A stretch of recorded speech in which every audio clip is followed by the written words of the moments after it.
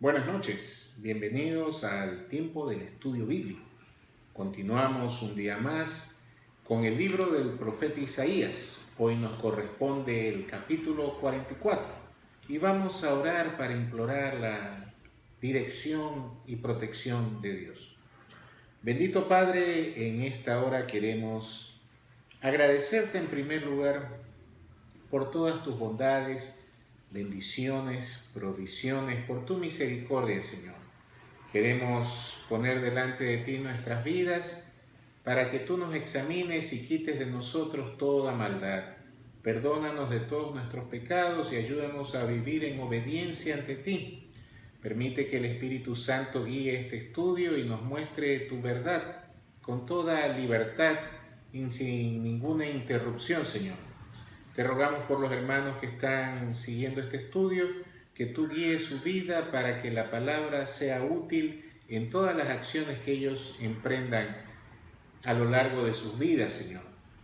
Rogamos tu compañía y tu protección en el bendito nombre de Cristo Jesús. Amén. Bueno, hermanos, hoy nos toca el capítulo 44 de Isaías. Vamos a leer primero los versículos del 1 al 8.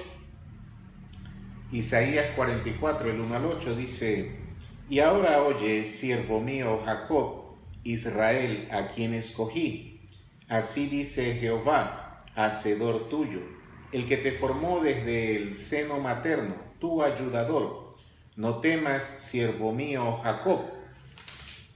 Tú, Jesurún, mi escogido, yo derramaré aguas sobre el sequedal y torrentes sobre la tierra seca. Derramaré mi espíritu sobre tu simiente y mi bendición sobre tus renuevos. Brotarán como hierba junto a la fuente, como sauces junto a las riberas. Uno dirá, soy de Jehová. Otro se pondrá el nombre de Jacob, y otro se escribirá en la mano, soy de Jehová, y se apellidará Israel. Así dice Jehová, Rey de Israel, su Redentor, Jehová Sebaot, yo soy el primero y yo soy el último. Fuera de mí no hay Dios. ¿Y quién, como yo, puede proclamarlo? Que lo diga y lo exponga ante mí. Sí, que le anuncie las cosas venideras, las que han de suceder, como yo lo he hecho desde que establecí el pueblo antiguo. No temáis ni os amedrentéis. ¿No te lo he anunciado y predicho? Entonces vosotros sois mis testigos. ¿Hay Dios o roca fuera de mí? No lo conozco. Empezamos este capítulo que sigue la misma línea de los anteriores, cuando Dios le dice al pueblo escogido, a Israel: y ahora oye, siervo mío Jacob, Israel, a quien escogí. Dice, pongan atención, mis siervos, ustedes, el pueblo a quien yo escogí, el pueblo de Jacob. Hermanos, es interesante que mucha gente quiere hacerse a sí misma pueblo de Dios, parte de Dios. Pero quienes somos pueblo de Dios no es por méritos propios, es porque Dios nos escogió desde antes de la fundación del mundo para servirle. Somos sus esclavos, sus siervos, quienes debemos obedecer, y el Señor nos está haciendo un llamado de atención como al pueblo de Israel y dice, oye, pon atención. Así dice Jehová, hacedor tuyo. Venimos de nuevo al tema del poder creacional de Dios. El que te formó desde el seno materno. Sí, usted no es un producto de la evolución, del deseo de sus padres, de la casualidad, sino que somos formados desde el seno materno por nuestro Dios. Y eso debería hacernos estar satisfechos como somos, nuestra piel, nuestras facciones, nuestra estatura, la salud, todo está dentro del plan divino. Él nos ha formado desde el vientre materno, no somos casualidad. no hay errores, aunque a veces pensemos el Señor se equivocó conmigo, debió hacerme más alto, más fuerte, más ágil, mejor para la música, qué sé yo, pero el Señor no se equivoca. Él nos formó desde el vientre materno con un plan y además dice, yo soy tu ayudador. Jesús dijo en la gran comisión, no se preocupen, yo estaré con vosotros todos los días hasta el fin del mundo. El Espíritu Santo nos acompaña siempre y nos ayuda en todas las cosas que están dentro de la voluntad de Dios. Por eso insiste, no temas, siervo mío, Jacob. Si usted es siervo de Dios, si usted ha sido escogido por Dios, si usted es parte de este Israel espiritual, el Señor le dice, no temas, no tengas miedo. ¿Por qué? Porque yo te formé, yo te diseñé, yo te ayudo. Así que no tengas miedo. Tú, Jesurún, mi escogido. Jesurún es una palabra que indica derecho, recto, pero que se aplica aquí como una forma de fidelidad, de obediencia, poniendo que el pueblo de Dios es obediente a su palabra y anda derecho en sus caminos. Miren, hermanos, a veces pensamos que haber hecho una oración es suficiente, ¿no? El Señor quiere que seamos rectos, derechos, porque Él nos escogió. No todo el que entra en una iglesia es un escogido de Dios. Hay cizaña que crece junto con el trigo. Pero el escogido se diferencia de la cizaña por ser Jesurún, recto, fiel, obediente. A veces pensamos que las profecías, las promesas son para todos. No, son para los escogidos de Dios y estos son obedientes, son fieles, son rectos. También significa leal, que no abandonamos la causa del Señor por nada ni nos vamos en pos de dioses falsos. Y las palabras donde está tan definido a quién van a dirigidas, al pueblo escogido y fiel de Dios, de parte del Dios creador, formador, protector, todopoderoso.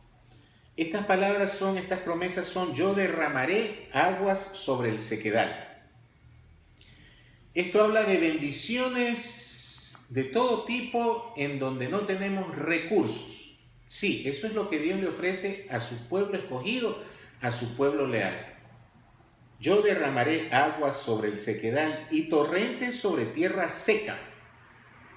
Podríamos hablar de bendiciones materiales y espirituales, pero también cuando Israel regresó a su tierra a mediados del siglo pasado encontró mucho desierto y el Señor ha hecho que esas tierras sean fértiles nuevamente y ríos que tenían miles de años de secos, podemos ver en internet cómo fluyen nuevamente. Se cumple la palabra en todo sentido.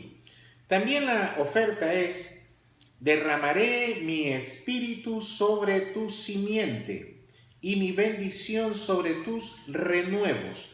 Aquí está hablando que la bendición de Dios no solo es para nosotros o fue para Israel en ese tiempo, es también para nuestros hijos, nuestra simiente, nuestros descendientes.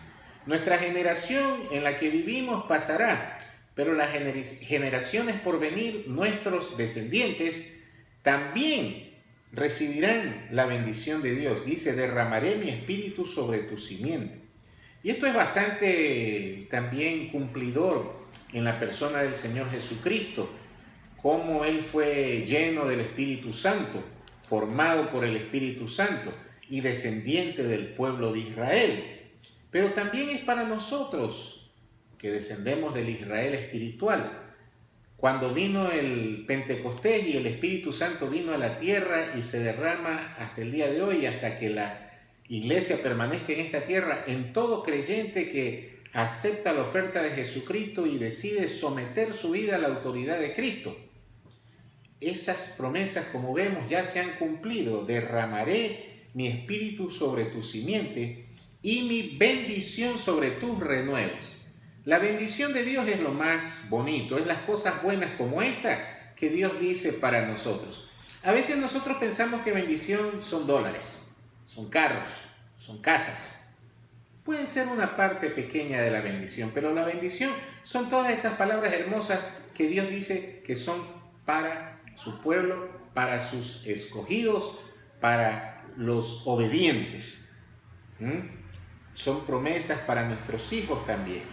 Brotarán como hierba junto a la fuente, como sauces junto a las riberas. Quiere decir, prosperarán en todas las cosas, espirituales, académicas, intelectuales, materiales, porque son parte de un pueblo obediente, escogido por Dios. Dice que ese pueblo amará tanto a Dios que uno dirá, yo soy de Jehová. Otro se pondrá el nombre de Jacob.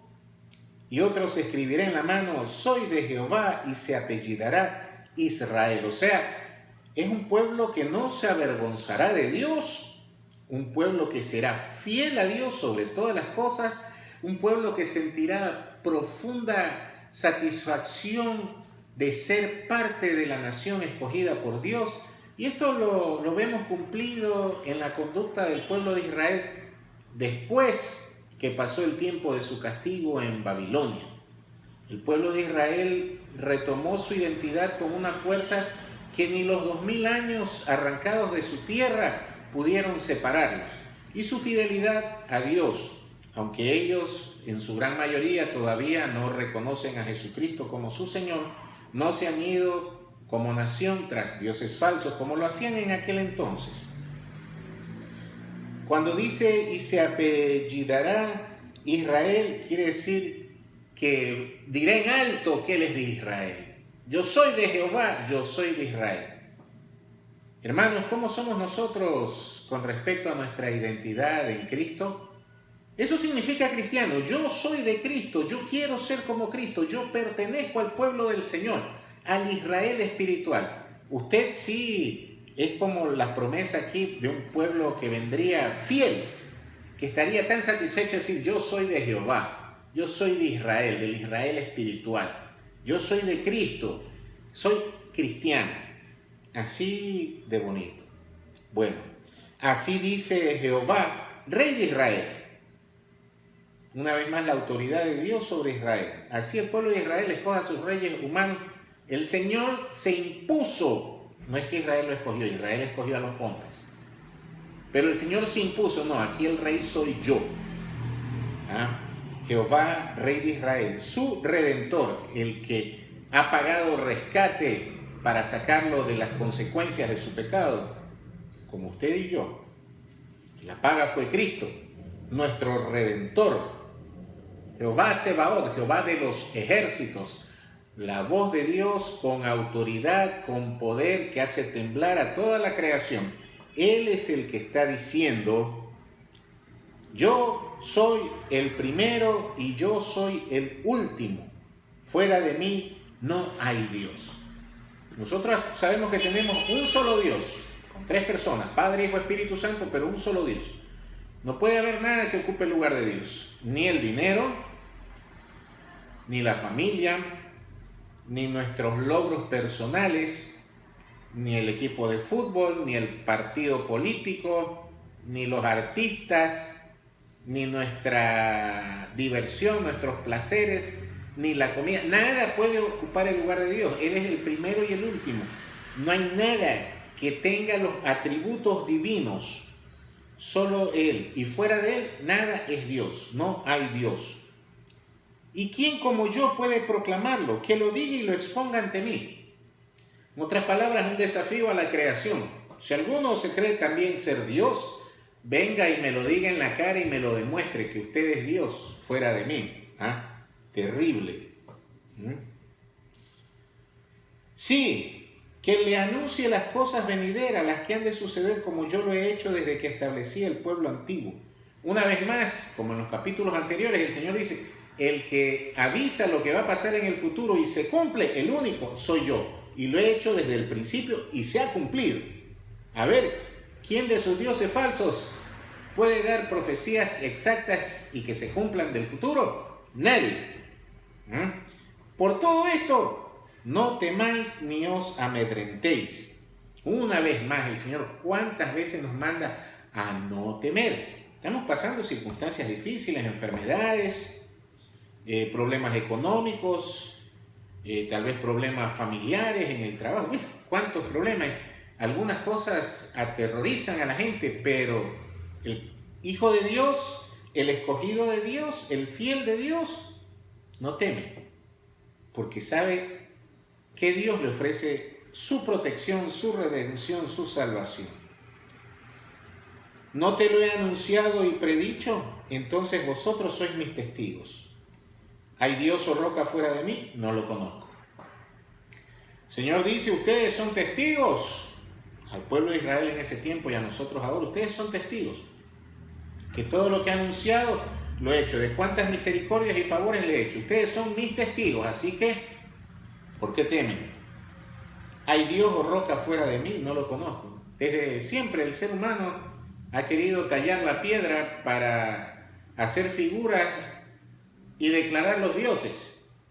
Pero el Señor no los reconoce como tal. Para Él, por más escultura que le hagan, sigue siendo una simple roca, minerales que Él creó. No son nada más ante Dios. No tienen vida, no tienen poder, no tienen atributos divinos, no son nada. El Señor no reconoce más que como la materia prima. Eso es lo que el Señor reconoce. Ahí hay piedra, nada más. Bueno, ahora vamos a leer del capítulo 44, los versículos del 9 al 20. Necedad de la idolatría. Los que modelan ídolos, todos son vanidad, y sus obras más preciadas no aprovechan. Sus testigos no ven ni saben nada, de modo que serán avergonzados. ¿Quién ha moldeado un dios o fundido un ídolo que para nada aprovecha?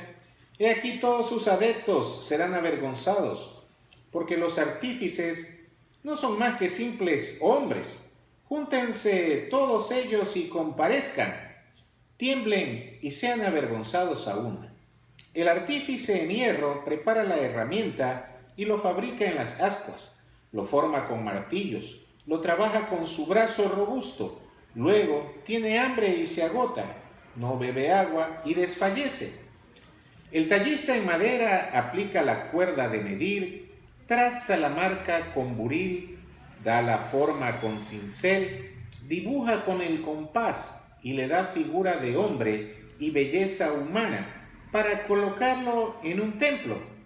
Para ello se cortó cedros, tomó el ciprés y la encina que escogió entre los árboles del bosque, o bien planta un pino que crece con la lluvia, luego se sirve de ellos como leña y toma de ellos para calentarse. También prende el horno y cuece panes.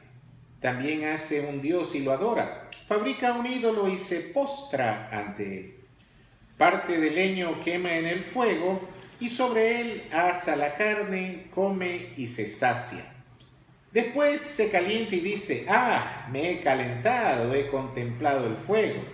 Con el resto se hace una imagen de Dios, se postra ante él, lo adora y le ruega, líbrame que tú eres mi Dios. No comprenden ni distinguen. Sus ojos han sido cerrados para no ver y su corazón para no entender. Nadie medita en su corazón, ni hay conocimiento ni criterio para decir, la mitad quemé en el fuego y sobre sus ascuas cocí pan y hace carne para comer. Haré del resto una abominación. Me postraré ante un leño. Este se alimenta de cenizas, una mente ilusa lo extravía, de modo que no puede liberar su alma ni decirse, ¿no es pura mentira lo que tengo en mi diestra? Aquí el Señor, muy molesto, hace una descripción de qué son los ídolos, siguiendo en lo que estábamos hablando, materia prima. Quienes los elaboran son vanidad, o sea que ahorita son, mañana no son, realmente no tienen valor. Por más arte con el que hayan nacido en sus manos, no son nada. Por lo tanto, si el ser humano que no es nada, fabrica un Dios, o sea un ídolo, sea de madera, de piedra, de lo que sea, ¿qué poder puede tener si es creación de un hombre que es simple vanidad? Sus obras más preciadas no aprovechan. ¿Qué utilidad tiene? Más que adornar un insulto a Dios. cuando se los ha proclamado dioses falsos, ídolos. Sus testigos no ven ni saben nada, de modo que serán avergonzados. ¿Quién ha moldeado un dios o fundido un ídolo que para nada aprovecha? ¿Quién ha cometido ese pecado? He aquí todos sus adeptos serán avergonzados, todos los seguidores de ídolos, de figuritas, de estatuas, de estampitas serán avergonzados. Porque los artífices, quienes los han creado, los artistas, no son más que simples hombres. Igual que usted y yo. Si yo formo una figura y le digo adore, usted sería el más tonto, porque yo, un ser que sin Dios no valgo nada, hago una figura para desafiar a Dios. ¿Y qué poder podrá tener esa figura para liberarlo, para ayudarlo? Nada. Júntense todos ellos y comparezcan, tiemblen y sean avergonzados ante uno. El Señor llama a cuenta a toda su creación, a los desobedientes también, y los avergüenza. Aquí describe, dice, el artífice en hierro tiene que preparar la herramienta y lo fabrica en las ascuas. Ahora, paremos un ratito y veamos, ¿quién creó al hombre? Dios. ¿Quién lo dotó con talento para ser artífice? Dios. ¿Quién formó los minerales con el que procesan y sacan los metales? Dios. ¿Quién le dio el carbón o la leña para prender el fuego? Dios. Todos los recursos vienen de Dios. Luego dice, lo forma con martillos, herramienta hecha por hombre, lo trabaja con su brazo robusto, que Dios le ha dado la fuerza.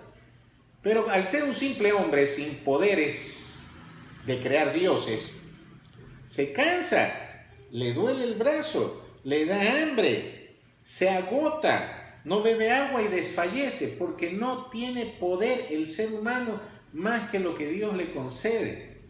Y eso es lo que crea a esa estatua. El tallista en madera, que aquí en Ecuador tenemos muchas imágenes hechas de madera talladas, aplica la cuerda de medir, traza la marca con buril, da la forma con cincel, dibuja con el compás y le da figura de hombre y belleza humana para colocarlo en un templo. El tallador usa todas sus herramientas más el arte que Dios ha puesto en sus manos para formar una figura de hombre y belleza humana para colocarlo en un templo. Porque el ser humano siempre ha querido hacer dioses que se parezcan a su imagen. Dios declara en la primera parte de este capítulo lo que Él es. ¿Quién es Él? Y Él es nuestro creador. Como dice el Génesis, nos hizo a su imagen, a imagen suya nos creó. Pero el ser humano quiere hacer lo contrario, siendo creación, quiere también crear a su propio Dios, completamente desubicado, y quiere darle esa forma de hombre y belleza corporal para sentirse él mismo un poquito Dios, y lo pone en un templo para la idolatría, para postrarse ante ellos. Para hacer eso se cortó cedros, que son árboles, tomó el ciprés y la encina, otros árboles, que escogió entre los árboles del bosque, o bien planta un pino que crece con la lluvia. ¿Quién formó las plantas? Dios. ¿Quién les da el crecimiento? Dios. ¿Para qué los creó? Para que el ser humano, con sabiduría y respeto y responsabilidad ambiental, aproveche esos recursos para sus necesidades. Eso es lo que dice. Luego se sirve de ellos, de estos árboles, de su madera, como leña. Porque para el Señor son eso, madera, leña, materia prima, nada más. Y toma de ellos para calentarse, para prender un fuego, ¿no? También prende el horno y cuece panes, lo usa de combustible para la cocina, ¿no? También hace un Dios y lo adora. Imagínense qué necedad del ser humano. Fabrica un ídolo y se postra ante él. Parte del leño quema en el fuego y sobre él asa la carne, come y se sacia. Después se calienta y dice, me he calentado, he contemplado el fuego.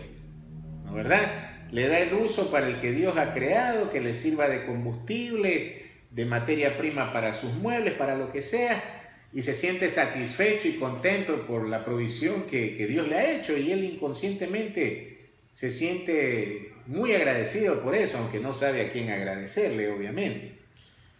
Con el resto que sobra de la madera, hace una imagen de Dios, se postra ante él, lo adora y le ruega, líbrame que tú eres mi Dios. El Señor dice, no comprenden ni distinguen. Sus ojos han sido cerrados para no ver y su corazón para no entender. Más verdad no puede haber. El Señor en su palabra nos enseña claramente que ante sus ojos solo es materia prima. Roca, minerales, madera. Pero el ser humano se postra ante esos recursos y los adora como Dios. Y no entienden, no comprenden. ¿Por qué? Porque Dios está tan molesto por su rebeldía que les ha tostado el cerebro para que no entiendan. Hay gente tan fanática que usted con todo el amor y la palabra del Señor le puede enseñar todas estas cosas para que no adoren objetos de porcelana, cerámica, madera, piedra, fierro, lo que sea. Porque es idolatría y el Señor no acepta excusas tontas de decir que son una imagen de Él o que son imagen de los santos. Y se apostran ante ellos, les piden favores y todo, ante fotitos, estampitas. Y el Señor dice, por malo le daño el cerebro para que no pueda usar la capacidad natural con la que yo lo creé de razonar, de comprender, de entender. Por eso usted le puede con todo el amor explicar y todo, y se van hasta enojar y van a defender a sus ídolos baratos como lo más valioso del mundo. Pero para Dios y para nosotros, hijos de Dios, estamos viendo materia prima. Un ídolo de madera nos sirve para una fogata, el de metal para venderlo en la recicladora, el de piedra para tirarlo y que sirva de fundición de una casa.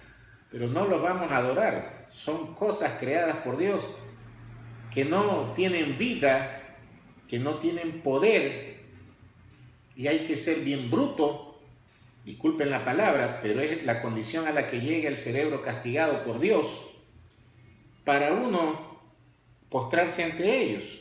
Dice, nadie medita en su corazón, ni hay conocimiento ni criterio para decir, la mitad quemé en el fuego y sobre sus ascuas cocí pan y asé carne para comer. Haré del resto una abominación, me postraré ante un leño. Estamos viendo cómo se quema en el fuego, ¿no? El pedazo de palo cómo nos sirve para tantas cosas. Y ahora de eso que a la final solo quedan cenizas, carbones, eso va a ser mi Dios, algo que después es pisado. ¿Eso es mi Dios? No, pues por favor. Como dice, me postraré ante un leño. Se alimenta de cenizas, una mente ilusa lo extravía de modo que no puede liberar su alma ni decirse, ¿no es pura mentira lo que tengo en mi diestra? Hermanos, ahí volvemos a lo que dice al principio, que Dios nos escoge. A los escogidos, el Señor, incluso cuando han nacido en una religión falsa, pagana, equivocada, les da criterio para pensar, para razonar. Pero yo estoy adorando un palo, un papel. Esto no tiene sentido. Porque el Señor nos ha dado inteligencia, el Señor nos dice que el sacrificio que Él pide de nosotros ahora no son animales, sino un culto, un servicio racional, con inteligencia. Por eso el Señor ha cambiado nuestra mente, para que podamos comprobar cuál sea la voluntad de Dios agradable y perfecta. Pero el hombre sin Dios tiene la mente enferma. No le sirve, no razona, no piensa. Y eso lo dice el Señor. Dice, tiene una mente ilusa que lo extravía, lo hace andar por los caminos equivocados. Iluso significa tonto.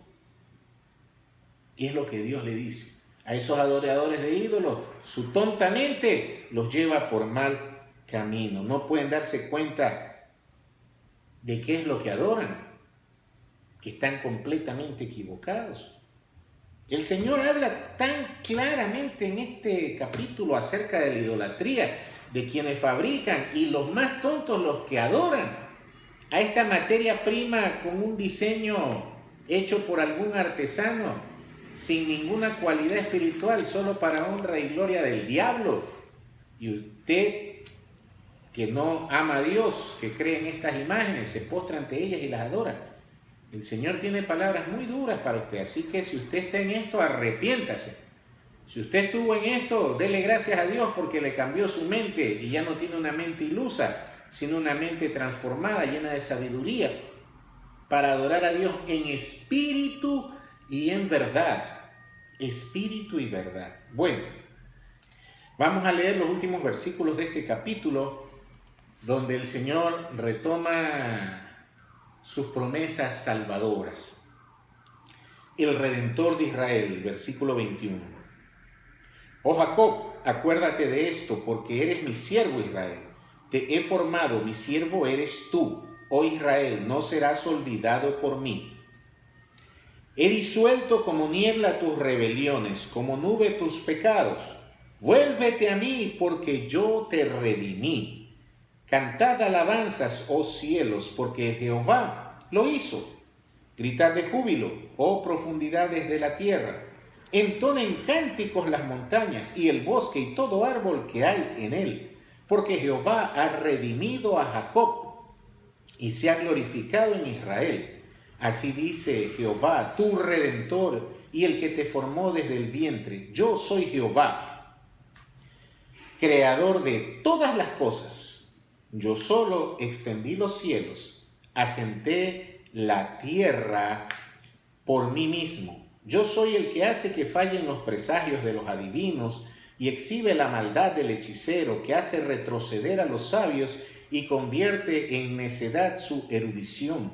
Yo soy el que confirma la palabra de sus siervos y cumple el plan de sus mensajeros, que dice: Jerusalén será habitada, ciudades de Judá seréis reconstruidas, ruinas yo os levantaré. El que dice: océano, aridece, secaré tus corrientes. El que dice: Ciro, tú eres mi pastor y cumplirás todos mis designios. El que dice: Jerusalén serás reconstruida, templo serás cimentada. Qué versículos más hermosos, ¿no? Volvemos al principio en este versículo 21, a decirle una vez más a Jacob: acuérdate de que eres mi siervo, estás para servirme a mí, Israel. Igual que el Señor le recuerda a usted: cuidadito, te has olvidado que yo te escogí, te formé para que me sirvas. Tu primera obligación es servirme, porque eres mi siervo Israel. Te he formado, mi siervo eres tú. Yo te hice, yo te fabriqué, tú eres mío y estás para obedecerme, para servirme.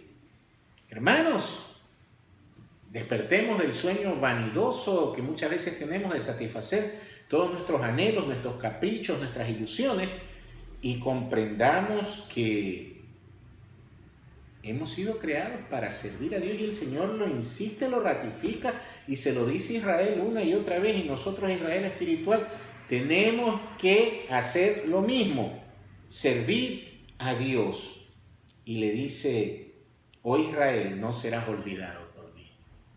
Tú, mi escogido, mi siervo fiel, yo no te voy a olvidar. Señores y señoras, hermanos y hermanas, todos los oyentes, a quien Dios ha escogido, a su siervo fiel, Él no lo olvida. Podemos pasar por malos momentos y decir: Señor, ¿por qué te has olvidado de mí?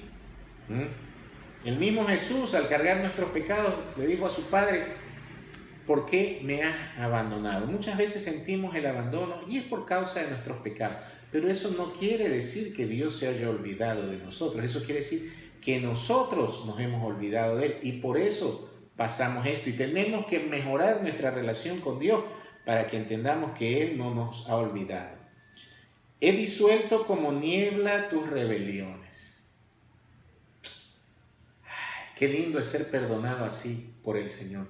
Cada vez que hemos hecho lo contrario a lo que Él manda, o sea, hemos pecado, hemos errado en el blanco, lo que significa pecado, le hemos pedido perdón, y Dios, como la niebla que se desvanece, ya no existen más esos pecados para Dios, ya no cuentan. Qué manera más completa de perdón. No se olviden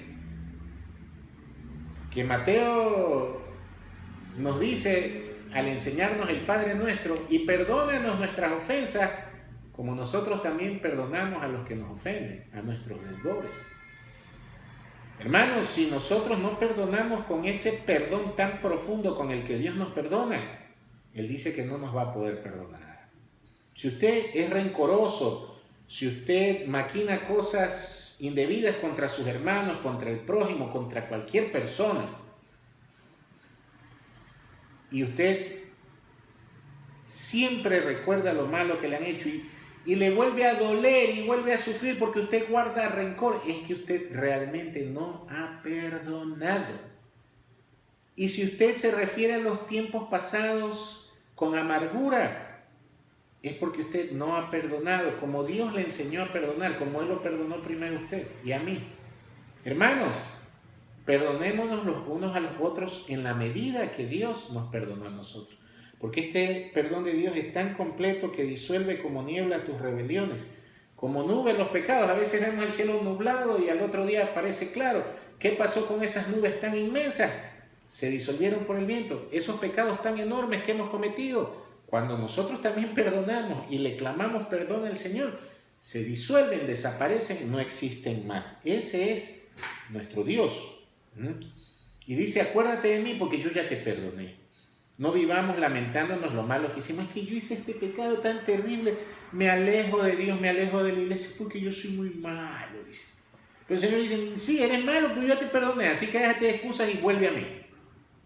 Si usted está en esa condición de buscar excusas para estar alejado de Dios, de la comunión con los hermanos, el Señor le dice, ¿para qué si cuando me pediste perdón, la primera vez yo ya te perdoné por completo? Y a veces estamos, pídele perdón por lo mismo 10, 20, 30, 40 veces, porque en nuestra mente seguimos culpables, aunque el Señor ya nos perdonó. Desaparecieron para siempre los pecados. Hermano, no le ponga de excusa, el Señor ya lo perdonó. Créalo y vuelva a ser un hijo fiel de Dios, un siervo escogido, fiel que le obedece en todo. Vuelva a la comunión con su familia espiritual, con la iglesia. Dice, vuélvete a mí porque yo te redimí. Sí, esos pecados que nos alejaban de Dios, el Señor ya pagó por ellos y nos adoptó como hijos. Así que regresen, vuelvan.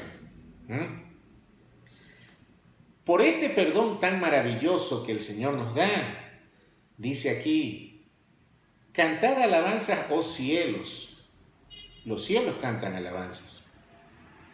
Gritad de júbilo, oh profundidades de la tierra grita de júbilo. No lo entendemos, el Señor los creó.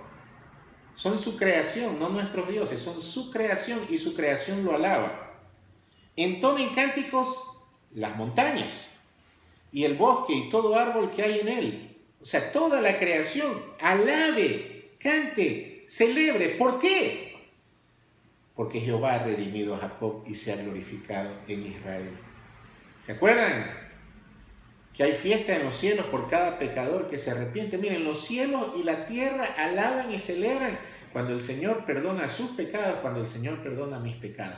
Cuando dejamos de hacer lo malo y nos convertimos en Jerusún, el fiel, el recto, el obediente. Somos causa de celebración de la creación. La creación no está para que la adoremos, está para que se goce de nuestra obediencia y alabe a Dios al ver que nosotros hemos sido perdonados y redimidos y convertidos en hijos de Dios. Podemos pensar algo más grande que podamos recibir nosotros. Cuando aquí nos dice que el ser humano es simple vanidad, no tiene valor, pero cuando el Señor nos redime, toda la creación desde las profundidades de la tierra, los cielos, los ángeles, todo celebra. Yo no lo puedo comprender porque es demasiado grande y yo no lo merezco. Y nos cuesta tanto trabajo imaginarnos a nosotros mismos en una posición que haga que todo el universo celebre, todo lo creado por Dios alabe, porque el Señor me perdonó y me convirtió en su hijo, y por causa de eso hay tanto gozo y alegría. Hermano, no hay palabras para describir eso, es demasiado grande. ¿Y quién lo dice? Dice el versículo 24, así dice Jehová tu Redentor, el que te formó desde el vientre. Yo soy Jehová, creador de todas las cosas.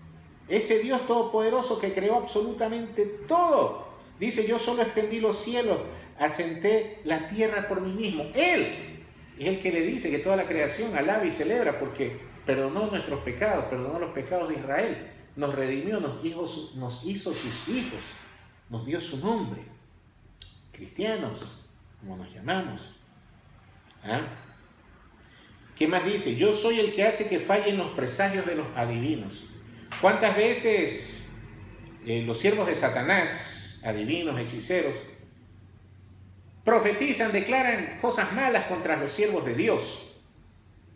Pero el Señor dice, yo soy el que falla en los presagios de los adivinos. No les pare bola.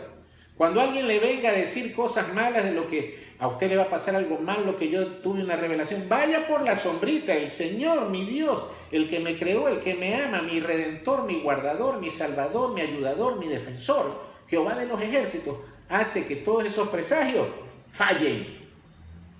Porque Él es nuestro Dios y nos ama. Exhibe la maldad del hechicero.